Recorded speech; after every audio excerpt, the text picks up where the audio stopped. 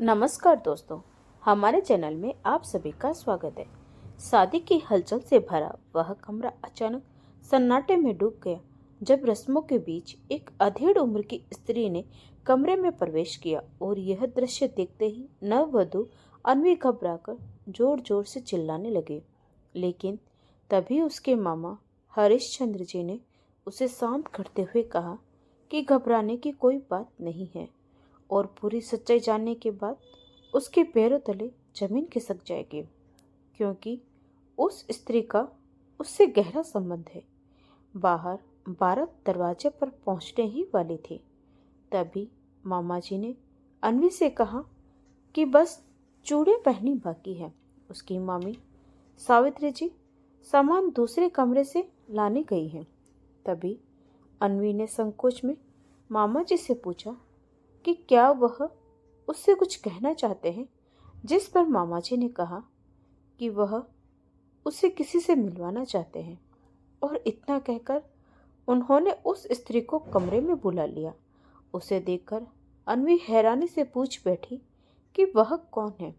तब मामा जी ने भारी मन से कहा कि वही उसकी माँ शीतल है।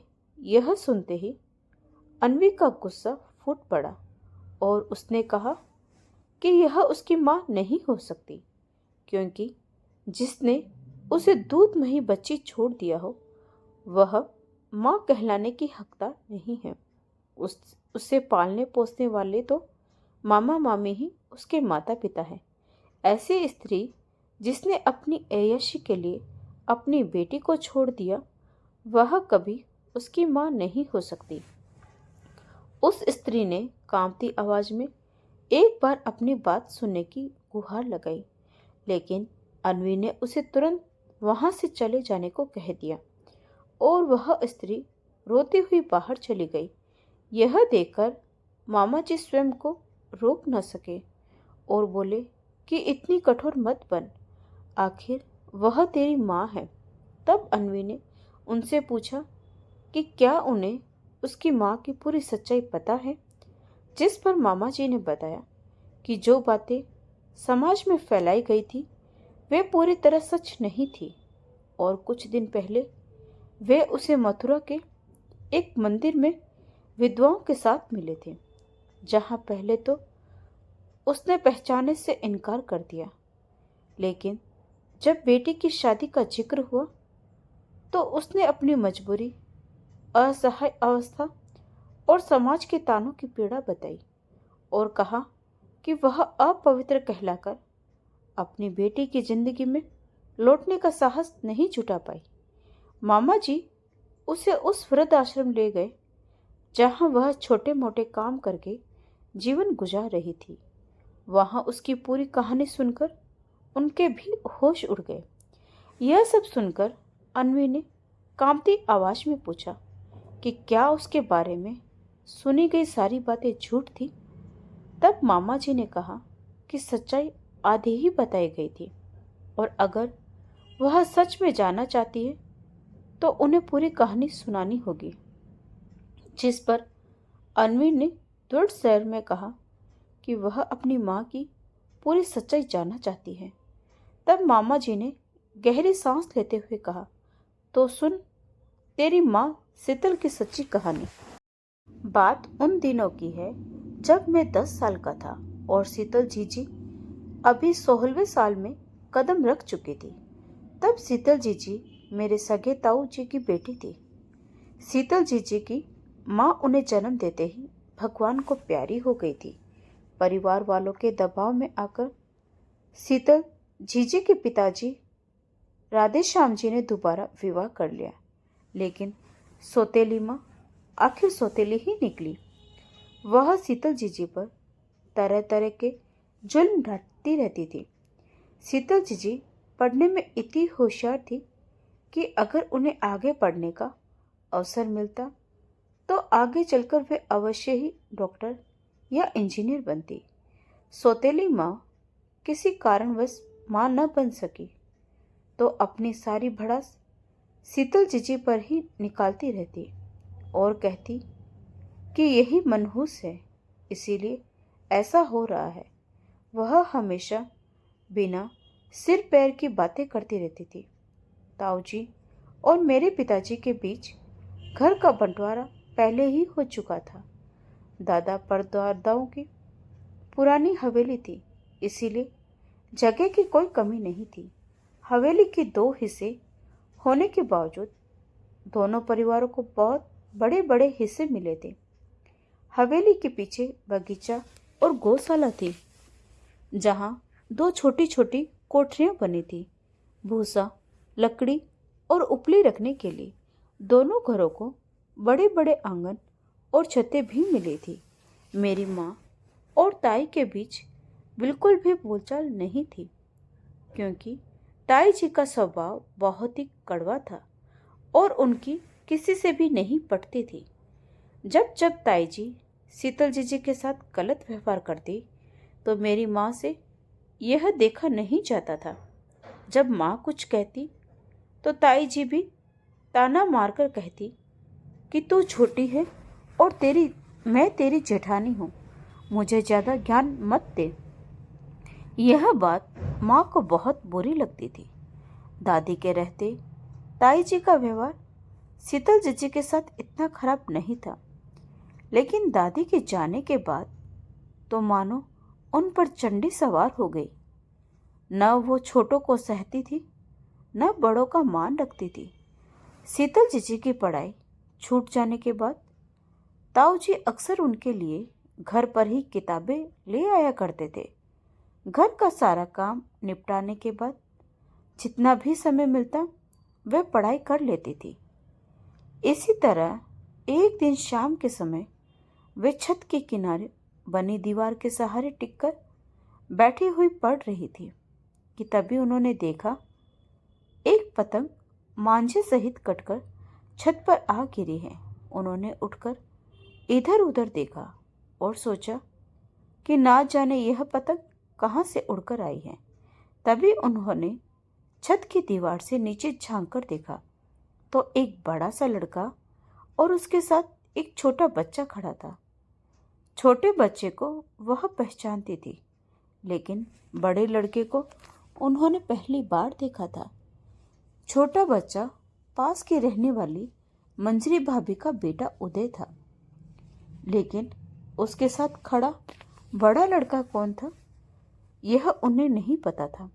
तभी उस बड़े लड़के ने कहा, माफ़ कीजिए, आपकी छत पर हमारी पतंग कटकर गिर गई है, कृपया वापस कर दीजिए।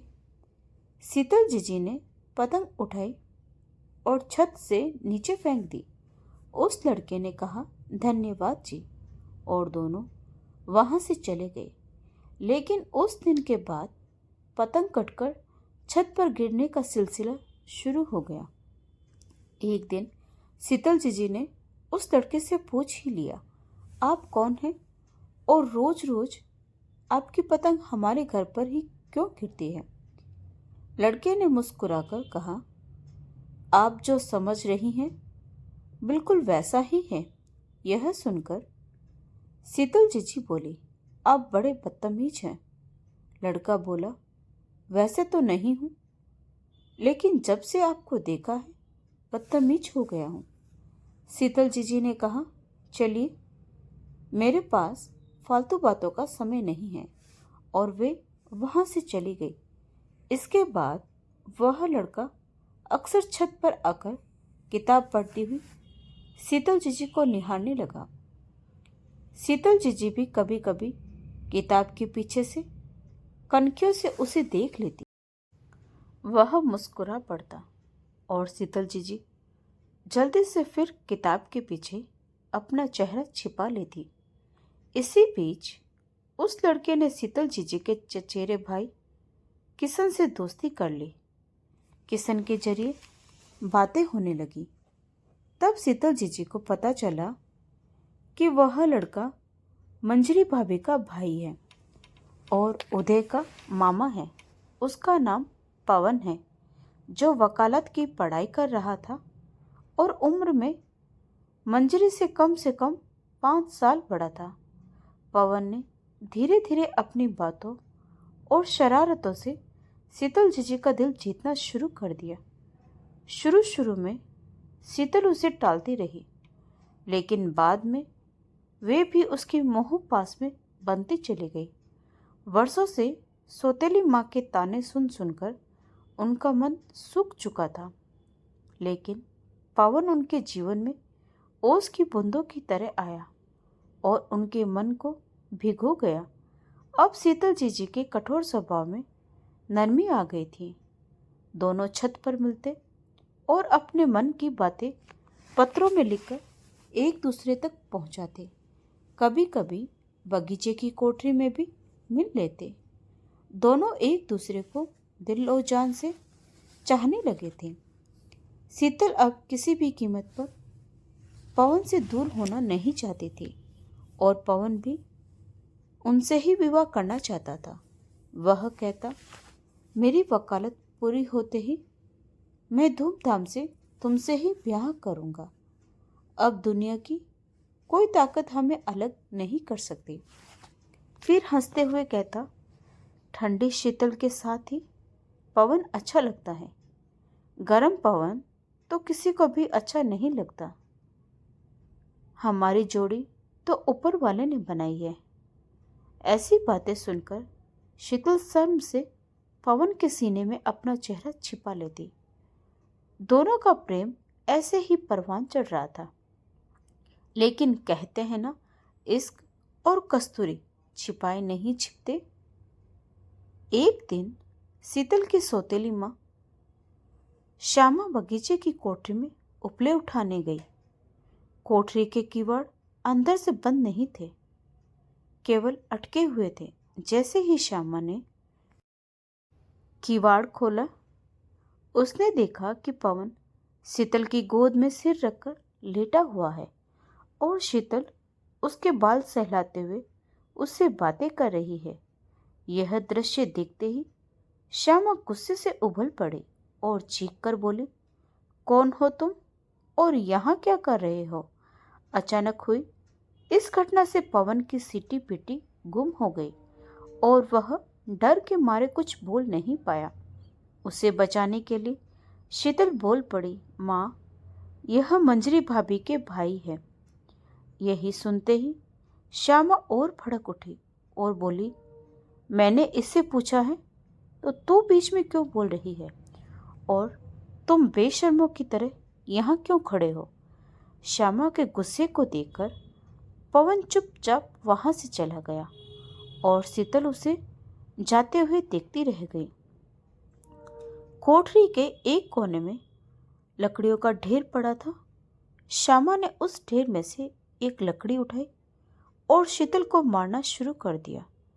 शीतल ने न कोई बचाव किया, न कोई प्रतिरोध। वह चुपचाप मार खाती रही। जब श्यामा मारते मारते थक गई तो उसने स्वयं ही मारना बंद कर दिया और शीतल को उसी कोठरी में बंद करके बाहर से ताला लगा दिया। दोपहर से शाम हो गई। शीतल भूखी प्यासी उसी कोठरी में पड़ी रही। इधर पवन ने घबराकर किशन से कहा कि उसकी जीजी भूखी प्यासी कोठरी में बंद है, वह अपनी माँ से कहकर उसकी मदद करवाए। यह सुनते ही किशन ने अपनी माँ को सारी बात बता दी। किशन की माँ से यह सब देखा न गया और उसने अपनी जेठानी श्यामा से शीतल को बाहर निकालने को कहा। इस पर श्यामा तमतमाकर बोली, आई बड़ी सिफारिश करने वाली। आज मैंने इसे एक लड़के के साथ रंगे हाथों पकड़ा है। आने दो इसके बाप को। जो इसकी बहुत तरफदारी करता है उसे सब बता दूंगी कि तुम्हारी लड़की कैसी कैसी करतूतें करती है। यह सुनकर किशन की माँ चुप भी हो गई। उस दिन के बाद श्यामा ने शीतल को घर में ही नज़रबंद कर दिया और आनन फानन में उसका ब्याह तय कर दिया। यह खबर सुनकर पवन तड़प उठा। उसने एक चिट्ठी लिखकर किशन के हाथ भिजवाई कि वह शीतल से एक बार मिलना चाहता है और रात में बगीचे के पास आने को कहा। रात को शीतल उससे मिलने गई। पवन ने रोते हुए उसे गले लगा लिया और बोला, शीतल, इस ब्याह से मना कर दे। बस कुछ दिन मेरा इंतजार कर ले। पढ़ाई पूरी होते ही मैं तुझसे ब्याह कर लूँगा। शीतल ने रोते हुए कहा, मैं कुछ नहीं कर सकती पवन। अब कुछ भी मेरे बस में नहीं है। मैं अपने माँ बाप को और धोखा नहीं दे सकती। इतना कहकर उसने खुद को पवन की बाहों से छुड़ा लिया और वहां से चली गई। पवन वहीं बगीचे में घुटनों के बल बैठकर रोता रह गया। कुछ ही दिनों में शीतल का ब्याह हो गया और उसकी विदाई में पवन ने बहुत आंसू बहाए। जब शीतल ससुराल से दोबारा मायके आई तो उसे पता चला कि उसकी शादी के केवल 2 दिन बाद ही पवन ने अपने गांव जाकर नहर में कूदकर आत्महत्या कर ली थी। यह सुनकर शीतल बहुत रोई और मन ही मन उसने पवन से माफी मांगी। इसके बाद जब शीतल फिर ससुराल पहुंची तो धीरे धीरे उसका मन वहां लगने लगा, क्योंकि उसके पति दयाल का स्वभाव बहुत अच्छा था। वह खुश मिजाज, मिलनसार और शीतल का पूरा ध्यान रखने वाला था। लेकिन दयाल के माता पिता नहीं थे। उसे उसकी बड़ी बहन चंदा ने पाला था। अपने घर उन्हें इसीलिए आसरा दे रखा था क्योंकि चंदा निसंतान थी। इसीलिए वह दयाल को अपने बेटे जैसा और शीतल को बहू की तरह मानती थी। दयाल एक बस कंडक्टर था। उसकी आमदनी इतनी हो जाती थी कि वह शीतल को खुश रख सकता था। इसी तरह 3 साल बीत गए, लेकिन शीतल की गोद नहीं भरी। अब चंदा को यह डर सताने लगा, कहीं शीतल भी उसकी तरह संतानहीन न रह जाए। लेकिन कुछ ही दिनों बाद भगवान ने शीतल की सुन ली और खबर मिली कि वह माँ बनने वाली है। इस बात को अभी 3 महीने ही हुए थे कि एक दिन दयाल की बस का भयानक एक्सीडेंट हो गया। कई मुसाफिर हताहत हुए, कुछ की मौत हो गई और मरने वालों में बस का ड्राइवर और कंडक्टर भी शामिल थे। यह खबर सुनकर शीतल पूरी तरह टूट गई। उसे लगने लगा कि शायद वह दुख झेलने के लिए ही पैदा हुई है। पति की मौत का गम सहते हुए कुछ महीनों बाद शीतल ने एक बेटी को जन्म दिया और प्यार से उसका नाम अन्वी रखा। लेकिन दुखों का सिलसिला यही नहीं रुका। शीतल जानती थी कि उसका नंदोई बिहारी अच्छे चरित्र का आदमी नहीं है, पर उसे यह अंदाजा नहीं था कि उसकी नीयत उस पर भी खराब है। एक दिन दोपहर के समय शीतल घर में अकेली थी। वह अन्वी को सुलाकर खाना बनाने जा रही थी। चंदा बाजार गई हुई थी। तभी बिहारी घर आया। उसने देखा कि चंदा घर पर नहीं है। वह इसी मौके की तलाश में था। उसने दरवाजा बंद किया और पीछे से शीतल को पकड़ने की कोशिश की, लेकिन शीतल ने खुद को बचा लिया। अपना वार खाली जाता देख बिहारी गुस्से में लाल हो गया और बोला कि आज तो वह उसे नहीं छोड़ेगा। शीतल गिड़गिड़ाकर अपनी इज्जत की भीख मांगने लगी, लेकिन वह राक्षस नहीं माना। तभी बच्ची जाग उठी और जोर जोर से रोने लगी। पड़ोस की काकी ने आवाज दी कि बच्ची क्यों रो रही है। यह सुनकर शीतल ने चेतावनी दी कि अगर उसने कुछ किया तो वह शोर मचा देगी। तब मजबूर होकर शीतल ने जोर जोर से चिल्लाना शुरू कर दिया। भीड़ इकट्ठा होते ही बिहारी ने उल्टा खेल खेला और सबके सामने शीतल को बदचलन साबित करने लगा। शीतल ने सच्चाई बताने की कोशिश की। तभी चंदा भी आ गई।